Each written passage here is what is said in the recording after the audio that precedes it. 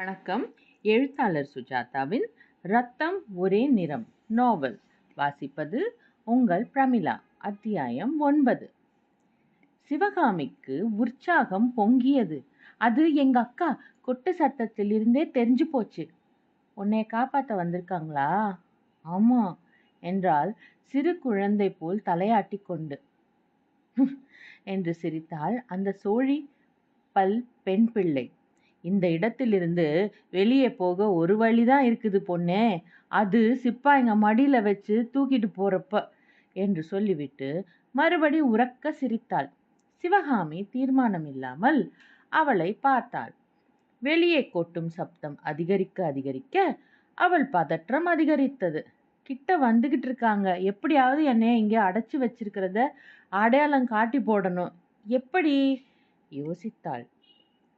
பல்லவள் இன்னும் சிரித்து கொண்டுதான் இருந்தாள். சிவகாமி மேலே பார்த்தாள். உத்தரத்தில் குறுக்கு கம்பிகள் போட்டு தப்பிக்க முடியாதபடி வலை கட்டியிருந்தது. ஜன்னல் வழியாக எட்டி பார்க்கலாம் என்றால் மிக உயரத்தில் இருந்தது. சரியான கோட்டைதான். சிவகாமி சுற்றிலும் பார்த்தாள். அவங்க பாட்டுக்கு அடிச்சுட்டு போகட்டும், நீ வந்து படுத்துக்க. பகல்ல நாமெல்லாம் தூங்கியே ஆவணும். சிவகாமி அவள் சொன்னதை கவனிக்காமல் படுத்திருந்த ஒருத்தியின் சீலை விலகி இருப்பதை பார்த்தாள். மெல்ல அவளை அணுகி சீலையை உருவினாள், பந்தாக்கினாள். தூக்கி லாவகமாக மேலே எறிந்தாள். முதலில் சிக்காமல் கீழே விழுந்தது. அடுத்த தடவை மேலே பந்தாக எறிந்தபோது கம்பியை தாண்டி மறுமுனை கீழே விழுந்தது. சுருக்கிட்டு இழுத்து மேலே அனுப்பி அதன் பலத்தை ஒரு முறை சோதித்து பார்த்துவிட்டு கையில் எச்சில் துப்பிக்கொண்டு ஒரு முறை அந்த சிரிப்பியை பார்த்துவிட்டு சர சரவென்று மேலே ஏறினாள். அவள் சிரிப்பதை நிறுத்திவிட்டு, அட இத பாரு என்றாள். சிவகாமி அந்த ஜன்னல் வரை ஏறி எட்டி பார்த்தாள். அக்கா வேலியோரமாக மத்தளம் தட்டி கொண்டே கண்கள் அலைய நடப்பதை பார்த்தாள். எக்கோ எக்கோ என்று கூப்பிட்டாள். கேட்கவில்லை. அக்கா அவள் பார்வையிலிருந்து மறைய சிவகாமி அப்படியே தொங்கிக் கொண்டு மறுபடி தோன்றுவதற்கு காத்திருந்தாள். பூஞ்சோலை வாங்கையா வாங்கையா என்று உற்சாகமாக விழித்து கொண்டு வேலியோரமாக நடந்தாள். எங்க அடைச்சி தொலைச்சிருக்காங்களோ? அவளுடன் முத்துக்குமரனும் நடந்து கொண்டிருந்தான். அவன் முகத்தை கோழி வடிவத்தில் ஒரு முகமூடி மறைத்தது. சுருக்க வாயா கோழி. கண்ணே தெரியல என்றது கோழி. அதுக்குத்தான் பொத்தல் வச்சிருக்கு, பார்த்துக்கிட்டே நட. அப்பப்ப கோழி மாதிரி தலையை வெட்டிக்க, பார்க்குறவங்க நம்பணுமில்ல. இல்ல கொஞ்சம் வேடிக்கையாவது நடந்து காட்டு. எனக்கு ஒன்றும் தெரியாது, என்னை போட்டு இப்படி பொத்தி வச்சிருக்கியே. பூஞ்சோலை இடுப்பில் வண்ண பாவாடையும் மார்பில் சற்று சின்னதான கச்சும் அணிந்திருந்தாள். கண்ணுக்கு ஏராள மை தீட்டியிருந்தாள். இரட்டையாக தலை பின்னி கண்ணாடி மாலைகள் அணிந்திருந்தாள். தலைமேல் ஒரு மூங்கில் சக்கரம், கையில் ஒரு கூடை நிறைய முட்டைகள், மற்றொரு கையில் மத்தள குச்சி. தொம்த தொம்த தொம்த. இந்த கொட்டு நிச்சயம் தங்கச்சிக்கு தெரியும். அவளுடைய வினோத உடை அலங்காரத்தை பார்த்து வேலிக்குள்ளே சிப்பாய்களும் சில வெள்ளைக்காரர்களும் அருகில் வந்தார்கள். வாங்க வாங்க என்று வாய்தான் வரவேற்றதே தவிர கண்கள் அந்த கட்டிடங்களை வருடின. எல்லாம் ஒரே மாதிரியான தாழ்வான செங்கல் கட்டிடங்கள். வரிசை வரிசையாக எத்தனை இருக்கிறது என்று எண்ணி பார்க்க முடியாது, அத்தனை கட்டிடங்கள். இவைகளில் சிவகாமி எங்கிருக்கிறாள் என்று எப்படி கண்டுபிடிப்பது? கண்டுபிடித்தாலும் அவளை எப்படி காப்பாற்ற முடியும்? உயரமாக வேலி போட்டிருக்கிறார்கள். எத்தனை காவல்! காவல்காரன் விரைப்பாக நின்று கொண்டிருக்க அவன் துப்பாக்கியும் அதன் முகத்தில் கத்தி முனையும் ரத்தத்துக்காக காத்திருக்கிறது. ரொம்ப சிரமம்.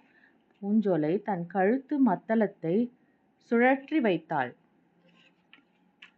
பேசாம இங்கதான் உட்காரையா கோழி என்றாள். முத்துக்குமரன் தரையில் உட்கார கூட வந்த வடிவேலு மத்தளத்தை வாங்கி ஓசைப்படுத்த அதே சமயம் மற்றொருவன் அவசரமாக பீப்பி ஊதினான். வாங்கோ வாங்கோ மத்தளத் துடிப்புக்கு ஏற்ப பூஞ்சோலை கால் சதங்கையால் ஜல் ஜல் என்றாள். மெல்ல கிறக்கம் வராத மாதிரி சுற்றினாள். அவள் சுற்றும்போது அவள் தலைமேல் வைத்திருந்த மூங்கில் சக்கரமும் சுற்றியது. அதனுடன் விளிம்பில் கட்டப்பட்டிருந்த மெல்லிய கயிறுகள் சுழன்றன. அந்த கயிறுகளின் முனையில் இணைந்திருந்த மணிகள் சுற்றின. அந்த மணிமுடிச்சில் கோக்கப்பட்டிருந்த சுருக்குகளும் சுழன்றன. பூஞ்சோலை ஆடிக்கொண்டே முன்னே முன்னே வந்தாள். சுற்றலின் சக்தியால் அந்த தலை தீறி ஏறக்குறைய சமதளமாக சுழல இப்போது பூஞ்சோலை ஆச்சரியகரமான ஒரு காரியம் செய்தாள். தன் சட்டைக்குள் இருந்து ஒரு முட்டையை எடுத்து சரக்கென்று அதை ஓர் ஆரக்கயிற்றின் முனையில் மணிச்சுருக்கில் செருகினாள். முட்டை சுழற்சியின் வலுவால் சுருக்கு தளராமல் விழாமல் அவளுடன் சுற்ற பூஞ்சோலை மெல்ல மெல்ல ஒவ்வொரு முட்டையாக செருகிக் கொண்டே தன் சுழற்சி வேகத்தையும் அதிகரித்தாள். சற்று நேரத்தில் பல முட்டைகளால் ஆன சக்கரம் அவளோடு தலையில் ஒரு சக்கர தொப்பி வைத்தது போல் சுற்றியது. வேகத்தில் பூஞ்சோலையின் முகம் தெளிவாக தெரியவில்லை. கொஞ்சம் வேகத்தை குறைத்தாலும் முட்டைகள் ஒன்றோடொன்று மோதிக்கொண்டு சிதறிவிடும் அல்லது இழுவை குறைந்து தொய்ந்து விழுந்துவிடும். இரண்டுமே நிகழாமல் முட்டைகள் காற்றில் ஒட்ட வைத்தது போல் அவளுடன் சுற்றி கொண்டிருந்தன. அத்தனை கண்களும் பூஞ்சோலை மேல் ஒட்டியிருந்தன. சிவகாமி இன்னும் தொங்கிக் கொண்டிருந்தாள். குரங்கே, இறங்கு, எங்க அக்கா வந்துட்டாங்க, இங்கிருந்து தெரியறாங்க, வித்தை காட்டுறாங்க. எமிலி அந்த சத்தத்தை கேட்டு வாசலுக்கு வந்தாள். வேலியோர வித்தைக்காரர்களை பார்த்தாள். அக்கா, நான் அங்கே போய் பார்த்து விட்டு வரட்டுமா என்று கேட்டாள். அதிக தூரம் போகாதே, சீக்கிரம் வந்துவிடு, அவர்களுக்கு பணம் ஏதும் தராதே. எமிலி மரநிழல்களில் நடக்க ஹலோ என்று குரல் கேட்டு திரும்பி பார்த்தாள். கேப்டன் ஆஷ்லி சற்று தூரத்திலிருந்து சிரித்துக்கொண்டே அருகே வந்தான். அவளை நெருங்கியதும் சற்று மரியாதையான தூரத்தில் நின்று, நான் உங்களுடன் நடக்கலாமா? அதை ஒரு பாக்கியமாக கருதுவேன் என்றான். எமிலிக்கு சிரிப்பு வந்தது. காதலர்கள் தான் எத்தனை வகை! நேராக உடலை தாக்கும் மெக்கின்சி, பூ போல தூரத்திலிருந்தே கவிதை எழுதி அனுப்பும் ஆஷ்லி, தாராளமாக நான் இந்த வித்தைக்காரர்களை பார்க்க சென்று கொண்டிருக்கிறேன். அதிக தூரம் இல்லை. பரவாயில்லை, நான் உங்களுடன் வருவதில் உங்களுக்கு ஏதும் தொந்தரவு இருக்காதே? இல்லை, சந்தோஷம்தான். நான் எழுதிய கடிதம் கிடைத்ததா? கிடைத்தது. அதற்கு பதில் தருவீர்களா? நேரில் வந்து விட்டீர்களே, பதில் எதற்கு? மிஸ் அட்கின்சன், என்னை எமிலி என்றே கூப்பிடலாம், அப்படியா என்றான் ஆச்சரிய பார்வையுடன். அந்த பெண்ணை பாருங்கள். இருவரும் சுற்றி சுற்றி வரும் பூஞ்சோலையை பார்க்க ஆச்சரியம் என்றான். எப்படி இது சாத்தியம்? இந்தியர்கள் இம்மாதிரி வித்தைகளில் எல்லாம் தேர்ந்தவர்கள். ஒரு வித்தைக்காரன் ஒரு சிறுவனை தரமட்டத்திலிருந்து 6 அடி உயர்த்தி நிறுத்தி வைப்பதை பார்த்திருக்கிறேன்.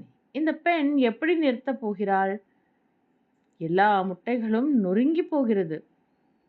அகலமாக கண்களை விரித்து பூஞ்சோலையே பார்த்து கொண்டிருந்தான் ஆஷ்லி. பூஞ்சோலை சுற்றலை நிறுத்தாமல் அவ்வப்போது ஒரு கையால் பூ கொய்வது போல முட்டைகளை ஒவ்வொன்றாக பிடுங்கி மறுபடி கூடைக்குள் சேர்த்து கொண்டிருந்தாள். ஒரு பிசகல் இல்லாமல் வேகமாக சுழலும் ஆரக்கயிறுகளில் சற்றும் படாமல் அதிலாவகமாக எல்லா முட்டைகளையும் பத்திரப்படுத்தி கொண்ட பின் அவள் சட்டென்று சுற்றுவதை நிறுத்தினாள். அத்தனை சுற்றியதில் கொஞ்சம் கூட தடுமாற்றமின்றி மெல்ல எமிலியை நோக்கி சிரித்துக்கொண்டே வந்து ஒரு முட்டையை அவளிடம் நீட்டினாள்.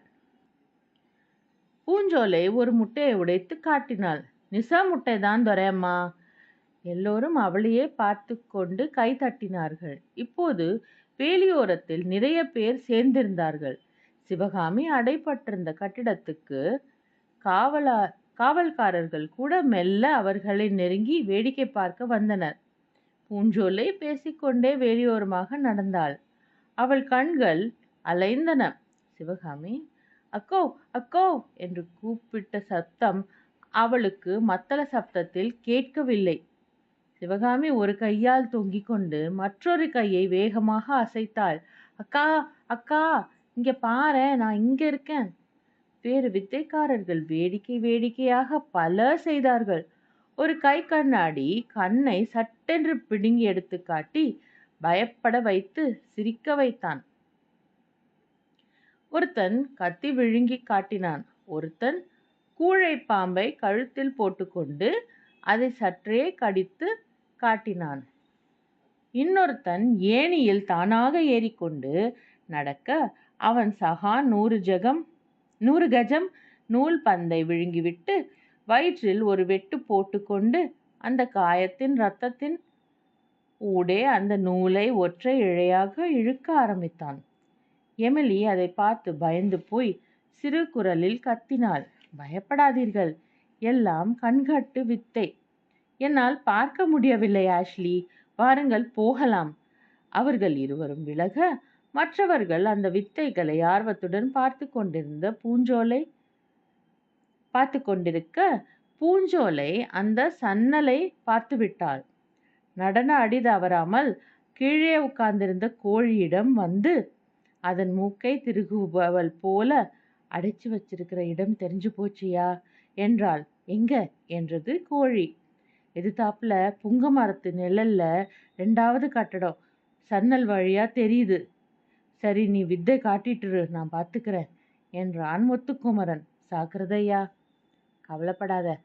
இப்போது ஏணிக்காரன் தன் சகாவை கூட அழைத்து கொண்டு அந்தரத்தில் ஏற பூஞ்சோலை தன் மார்பு சேலையை சற்றே விலக்கி இருக்க கட்டிக்கொண்டு பாவாடை விசிற சுற்றி சுற்றி நடனம் ஆட ஆரம்பித்தாள். ஆண் கண்கள் அவள் முழங்காலுக்கு மேல் சற்றே தெரியும் தொடைகளை எதிர்பார்த்து பார்வைகள் ஈயம் பூசி பற்ற வைத்தது போல அவளை விட்டு விலகவில்லை. கோழி மெல்ல நழுவி மரத்தடிக்கு வந்து பின்புறம் சென்று தன் தலையை துறந்து முத்துக்குமரனாகியது. நேராக ஓடினான். ஒரே பாய்ச்சலில் வேலியை தாண்டி குதித்தான். மரத்தின் பின்னிழல்களில் தாவி தாவி பூஞ்சோலை சொன்ன புங்கமரத்து கட்டிடத்தை நெருங்கினான். காவல்காரர்கள் 30-40 அடி முன் வந்து முதுகு காட்டிக்கொண்டு பூஞ்சோலையை பார்த்து கொண்டிருந்தார்கள். முத்துக்குமரன் மரமறைவிலிருந்து கட்டிடத்தை பார்த்தான். சிவகாமியின் முகம் சன்னலில் தெரிந்தது. சத்தம் போடாதே, வந்துட்டன் என்று சைகை காட்டினான். சிவகாமி உள்ளே குதித்து மார்பை பிடித்து கொண்டாள். என்னாச்சு? வந்துகிட்டு இருக்காரு. உள்ள வர முடியாது, எல்லாரும் காவல் காத்துக்கிட்டு இருக்காங்க. எல்லாரும் வித்தை பார்த்துக்கிட்டு இருக்காங்க. வெளியே போற வாசல் எந்த பக்கம்? அந்த வழியா நிச்சயம் உள்ள நுழைய முடியாது, பின்பக்கம்தான் உடைக்க முடியும். ஏ பொண்ணு, என்னை இட்டுட்டு போறியா? உங்க எல்லாரையும். முத்துக்குமரன் வாயிற்கதவை பார்த்தான். தனி ஆளால் அதை உடைக்க முடியாது. உடைத்தாலும் சப்தம் கேட்டு அவர்கள் வந்து விடுவார்கள். பின்பக்கத்தில் மாமரம் இருந்தது. அதில் ஏறி பார்த்தான். சுவர் உயரமாக இருந்தது. எல்லாமே மூடியிருந்தது. சுவருக்கு அப்புறம் குதித்தான். காய்ந்த இலைகள் மேல் நடந்து சமையலுக்கு என்று தனியாக இருந்த பகுதியை பார்த்தான். அதை கடக்கும்போது உள்ளிருந்து வாசனை அடித்தது. எட்டி பார்த்தான். ஒரு கிழவி பெரிய பானையை கலக்கி கொண்டிருந்தாள். சுவரில் சாவி தொங்கிக் கொண்டிருந்தது. எங்க போயிட்டான் இந்த பொன்னன்? குட்டிகளுக்கு கஞ்சி கொடுக்கிற நேரமாயிடுச்சு. முத்துக்குமரன் உள்ளே சென்று, பொன்னன் வித்தை பார்த்துக்கிட்டு இருக்கான் பெரியம்மா, என்ன அனுப்பினான். நீ ஆறா? பொன்னனுக்கு பக்கத்து வீட்டுக்காரன், கொடுங்க, நான் எடுத்துட்டு போறேன். அந்த கிழவி பெரிய பானையிலிருந்து ஒரு அடுக்கின் ஆவியாக கஞ்சி ஊற்றி அதன் விளிம்பில் குவளையை மாட்டினாள். சூடு தாங்க 2 துணிகளை தந்தாள். இந்தா, எடுத்துட்டு போ.